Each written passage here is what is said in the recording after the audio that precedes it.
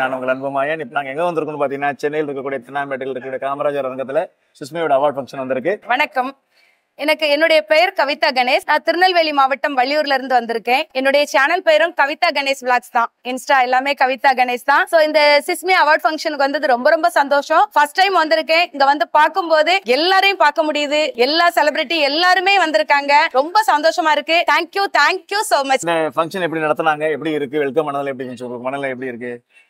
நல்ல சூப்பரா பண்றாங்க. So happy. அனைத்து உறவுகளுக்கும் பாய். ரொம்ப சூப்பரா இருந்து சொல்றாங்க. நன்றி, வணக்கம் அன்பு உறவுகளே.